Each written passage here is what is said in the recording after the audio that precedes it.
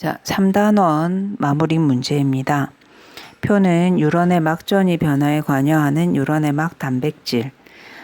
나트륨 통로 나왔네요. 나트륨 통로는 막전이에서 탈분극을 일으키는 주요하게 작용하는 단백질입니다. 물질의 이동 방식은 ATP를 사용하지 않는 수동수송입니다. 근데 그 수동수송의 방법을 확산이라고 얘기합니다. 재분극에 관여하는 막단백질, 칼륨 통로가 활짝 열립니다. ATP를 사용하지 않는 수동수송 확산의 방법입니다. 휴지 전이 회복, 나트륨, 칼륨, 펌프입니다. ATP를 사용을 하는 능동수송이라고 얘기를 합니다. 시냅스에서 흥분의 전달에 대한 설명으로 옳은 것은 흥분의 전달은 시냅스 소포가 이동하고 물질이 퍼지고 그게 수용체에 닿아서 나트륨 통로가 열려서 탈분극이 일어나는 과정입니다. 흥분의 전달 속도는 전도 속도보다 아주 느립니다. 전도가 빠릅니다. 신경전달 물질은 시냅스 후 유런의 탈분극을 촉진시킨다. 맞는 말이고요. 가지돌기에는 신경전달 물질이 없습니다. 축삭돌기에 신경전달 물질 소포가 있습니다.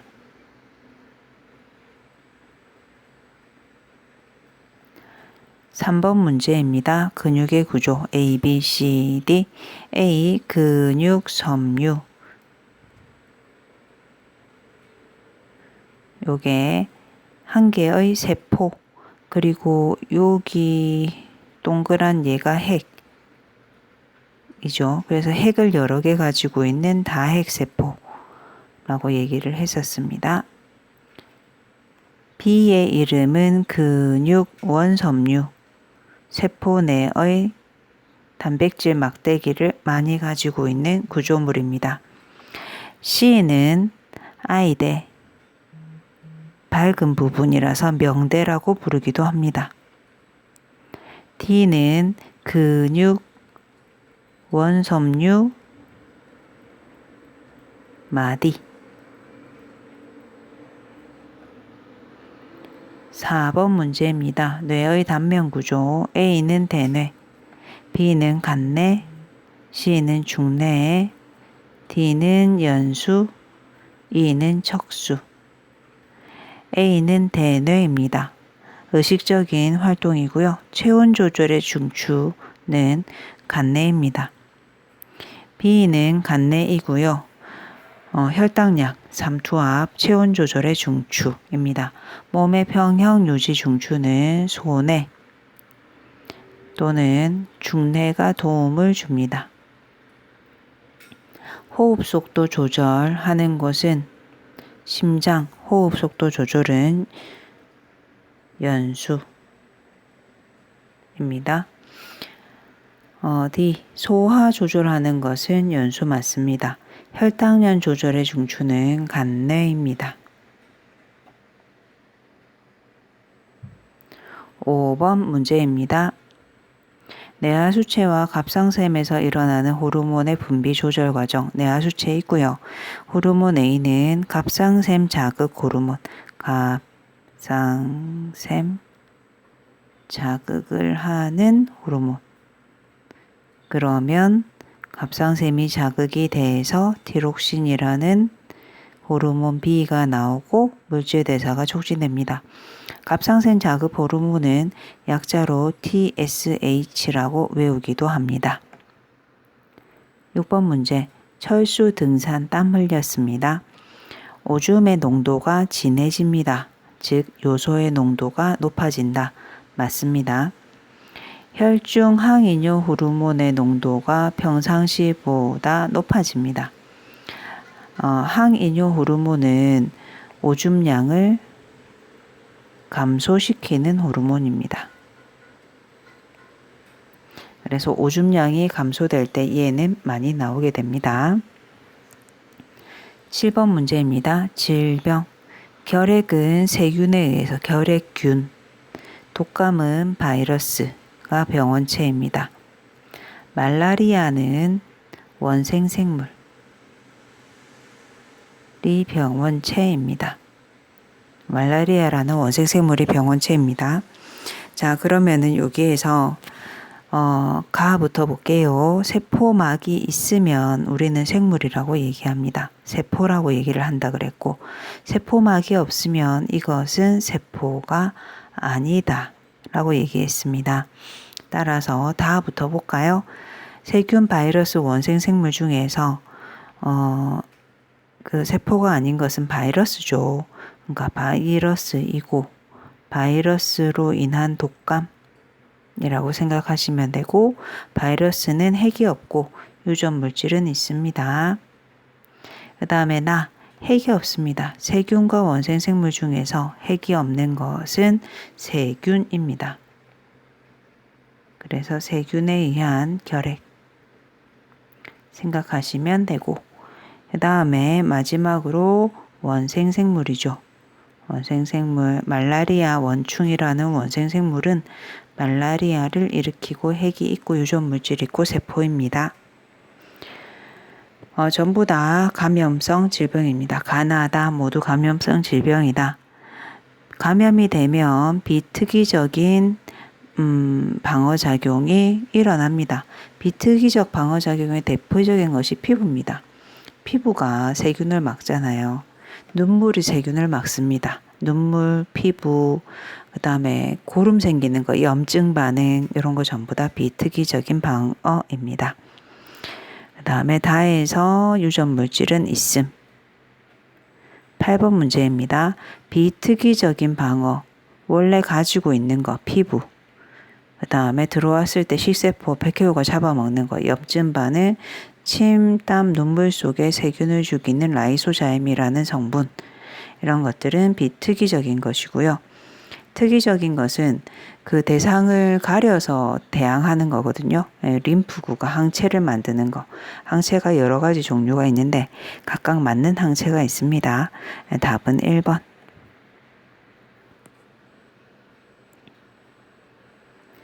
어, 9번 문제입니다. A에 자극을 주었을 때 B에서의 막전이 변화를 나타냈다. 막전이 변화해서 로마자 1은 분극, 로마자 2는 탈분극이라고 적어두고 가보겠습니다. 구간 1에서 분극, 분극에서는 세포막을 통한 이온의 이동이 일어납니다. 세포막에서 나트륨, 칼륨 펌프가 작동을 하고 있고요. 그 다음에 칼륨 통로도 살짝 열려 있다라고 했습니다. 그래서 틀렸고, 구간 2는 탈분극, 나트륨 유입 맞습니다. 나의 T1 지점은 재분극 지점입니다. 재분극 지점에는 칼륨의 유출 맞습니다. 하지만 ATP가 사용되지는 않습니다. 수동, 수송, 확산. 10번 문제입니다. 세 종류의 약물이 있는데 그 기능을 ABC라는 약물 보겠습니다. 그리고 여기에서 신경전달 물질은 탈분극을 일으키는 물질입니다. A는 신경전달 물질의 분비 차단, B는 신경전달 물질과 수용체의 결합 차단, C는 분비 촉진. 그러니까 A, B하고 C가 기능이 다르겠네요. A 농도가 증가할수록 흥분의 전달은 억제된다. 맞네요. 잘 안 되겠죠. 교감신경절에 B가 작용을 하면 호흡 속도는 이게 전달이 안 되잖아요. 그러면 교감신경이 작용하면 원래는 이렇게 빨라져야 되는데 작용 못하게 하는 거니까 느려지게 될 것입니다. 그리고 C는 촉진하니까 탈분극을 촉진한다. 맞는 말입니다. 11번 문제. 시냅스를 이루고 있는 뉴런 A, B를 보시고요. 화학물질을 처리하기 전과 후를 보는데 화학물질 처리하기 전과 후 모두 막전이의 최고치가 같습니다. 그러니까 이제 막전이 활동전이의 값은 크기라고 활동전이의 크기는 그대로인 거죠. 그런데 같은 시간 내에 빈도, 활동 빈도가 다릅니다. 그래서 활동 빈도가 근데 화학물질을 처리하고 나니까 빈도가 상승하네요. 그러면 이것은 뉴런에 더 강한 자극이 왔다라고 보시면 됩니다. 시냅스 후 뉴런의 역치가 증가된다. 역치가 증가되면 이게 역치 증가된 반응이 일어날 수 없습니다. 역치가 낮아야 역치라는 게 문턱값이거든요. 그래야 얘가 반응을 일으킬 수 있어요. 역치가 낮아야 반응이 일어납니다. 그래서 역치가 증가되면 반응이 안 일어나는 거니까 기억 틀렸고, 지점 B에서 휴지막 전이는 나타났다가 자극이 오면 휴지막 전이에서 활동 전이가 생기는 거죠. 휴지막 전이는 늘 있고 준비되어 있는 상태입니다. 아이고. 그래서 틀렸고, 디귿 시냅스 후 일원에서 활동 전이의 발생 빈도를 증가시킨다. 이거 맞습니다. 그래프 빈도 증가했죠. 12번입니다. 마이오신 액틴인데요. 마이오신은 굵습니다. 액틴은 가늘죠. 그러면은 마이오신이 초록색, 그 다음에 빨간색으로 보이는 얘가 액틴. 마이오신과 액틴이 같이 보이는 가는 겹치는 부위. 마이오신만 보이는 부위 H, 가는 것만 보이는 부위 I. 근육 수축할 때 겹치는 부위는 줄고, 아이고. 겹치는 부위는 늘고 H대와 I대의 길이 변화는 작아집니다. 좁아집니다. 13번. 두 종류의 자율신경인데요. 동공 확대, 침 분비 억제, 침이 바싹바싹 마르고 눈이 둥그렇게 커진다. 교감. 동공 축소, 침 분비 좀 소화가 잘 되겠네. 부교감. 운동 시에는 교감. 교감신경이 연수에서 나오는 거 아니죠? 네, 틀렸고. 그 다음에 A와 B 시냅스 전 뉴런에서 분비되는 신경전환. 시냅스 전 뉴런에서는 동일합니다. 아세틸콜린. 14번 문제입니다. 뇌하수체 후엽에서 분비되는 호르몬 기억과 표적기관입니다. 뇌하수체 여기가 전엽, 뒤쪽에 이 주머니가 후엽인데, 후엽에서 분비되는 호르몬의 이름이 항이뇨 호르몬 또는 약자로 ADH, 기억은 ADH입니다. 얘는 항이뇨, 오줌의 양을 줄인다. 오줌량을 감소시키는 호르몬입니다. 나오면 감소되고요. 오줌량이 감소될 수 있는 이유는 물을 몸 안으로 집어넣습니다. 물 재흡수. 물을 몸 안으로 많이 집어넣어서 오줌량 감소합니다. 그러면 물을 몸 안으로 집어넣으니까 몸속에 물이 많아지게 하는 호르몬이다. ADH는 삼투압이 높을 때, 삼투압이 높다라는 소리는 농도가 진하다. 지금 몸 안에 물이 적다라는 소리입니다. 물이 적을 때, X축 먼저 읽으셔야 됩니다. 물이 적을 때 ADH가 많이 나옵니다. 많이 나와서 물의 재흡수를 해주면 오줌량은 감소하고 몸 안에 물이 많아지게 됩니다. S1, 몸 안에 삼투압이 낮습니다. 삼투압 농도가 낮다는 소리는 물이 많다라는 소리죠. 몸 안에 물이 많다. 그러면 그때는 ADH가 적게 나와서 오줌량이 감소하지 않습니다. 그리고 물의 재흡수도 줍니다. ADH이다. ADH가 많아질수록 혈장 삼투압은 농도는 몸 안에 물이 많이 가니까 몸 안의 농도는 감소합니다. 콩팥에서 재흡수되는 물의 양은 S2에서 더 많습니다. 15번 문제입니다. 항원 X에 감염되었을 때 방어작용. 항원 X가 들어오면 보조 T, 헬퍼 T 림프구가 세포독성 T 림프구를 자극합니다. 세포독성 T 림프구는 킬러 T라고 얘기를 하는 세포입니다. 항원 X에 감염되어 있는 세포를 직접 녹이게 되고요. 이것을 세포를 공격하는 세포성 면역, T라고 얘기를 합니다. 헬퍼 T는 B 림프구를 자극해서 형질세포를 만들고 형질세포는 Y자 형태의 강력한 항체를 만들어냅니다. 여기에서 이 항체는 항원 X를 잡을 수 있는, 항원 X가 동그랗게 생겼으면 그 동그란 것을 잡을 수 있는 항체입니다. 그리고 그 동그란 항원이 들어왔다는 걸 기억하는 기억세포도 만들어집니다. 항체를 만들어서 대항하는 것은 체액성 면역이라고 얘기를 합니다. 보기 기억입니다. 세포 독성 T 림프구에 의한 방어작용은 세포성 면역이다. 맞습니다.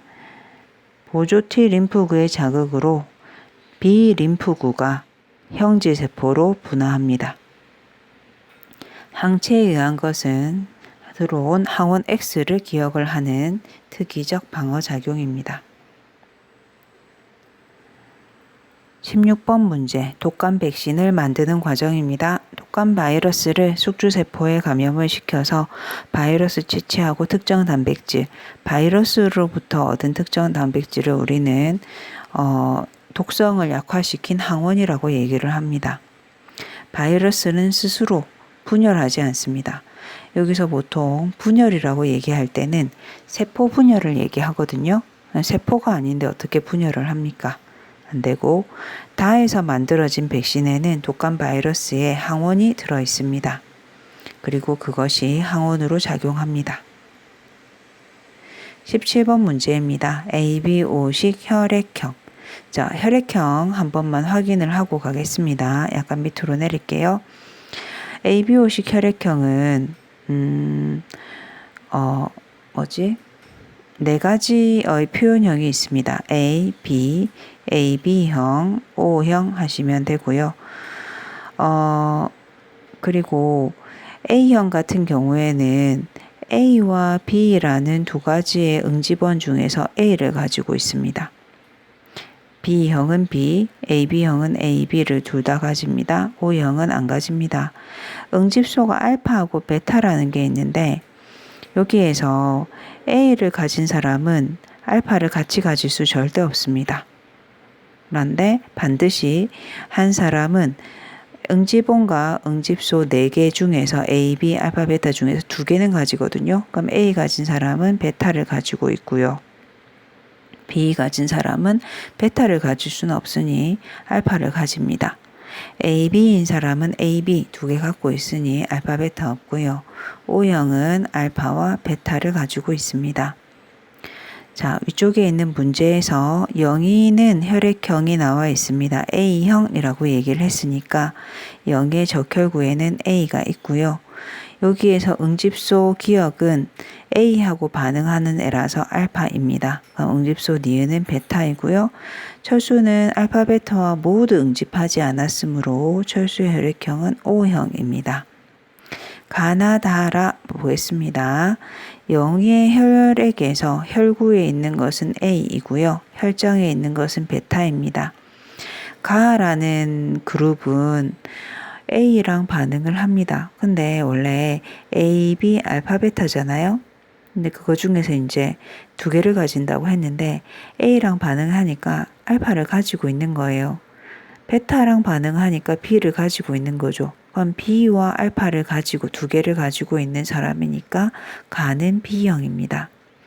다시 나는 A, B, 알파, 베타 중에서 A와 플러스 그러면 알파 가지고 있습니다. 하지만 베타는 가지고 있지 않습니다. 그러면 알파를 가지고 있는 사람은 A를 가질 수는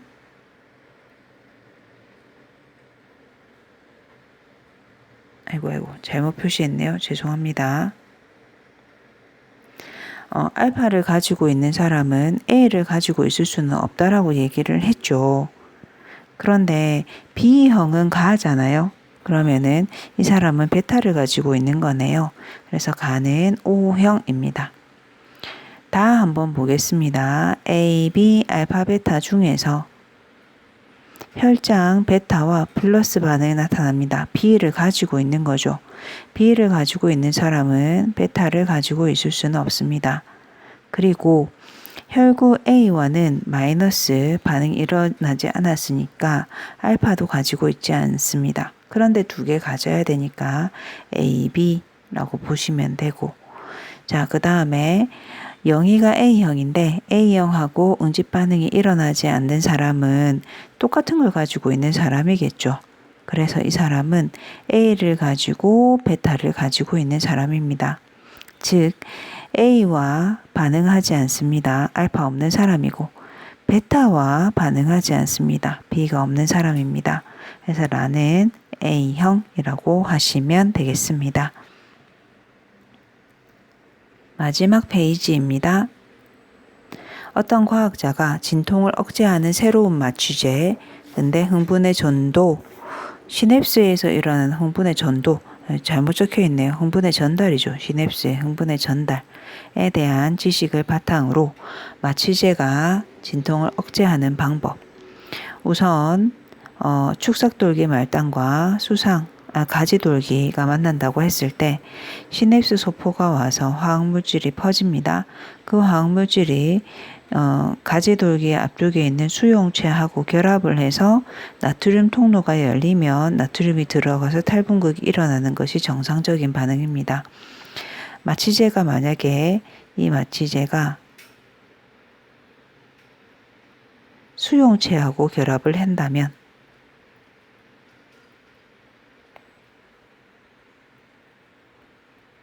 수용체가 결합을 해버리면 여기에 마취제가 이제 수용체를 못 쓰게 만들어 버리는 거죠.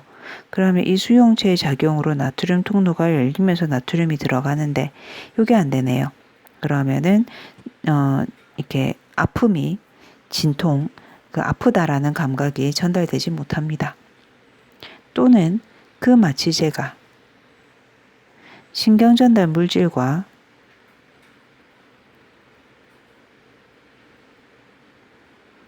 딱 붙어버리는 거죠. 결합합니다. 그러면 시냅스 소포에서 뿌려진 신경전달 물질이 있는데 그거랑 결합을 해서 딱 못쓰게 만들죠. 그러면 수용체랑 결합할 신경전달 물질이 없고 수용체의 결합이 일어나지 않으면 나트륨 통로가 열리지 않아서 역시나 통증이 전달되지 않겠습니다. 19번입니다.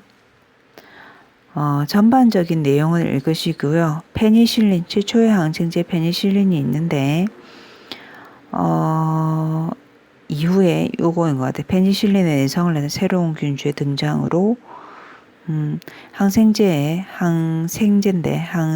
내성을 가진 새로운 균주, 전반적으로 어떤 내용이냐면 가설만 세워볼게요. 실험 설계는 안 하겠습니다. 가설. 항생제를 처리를 하면 항생제 내성 세균이 만들어질 것이다. 아니면 항생제를 쓰면 항생제를 사용하면 세균이 항생제 내성을 가질 것이다. 이런 건데요. 항생제 내성을 가지게 되면 항생제 내성 가진 애들만 살아남아서 그 자손들도 항생제 내성을 가지게 되죠. 다인의 진화하고도 연결되어 있는 개념입니다. 우선 여기까지 3단원 공부를 하였습니다.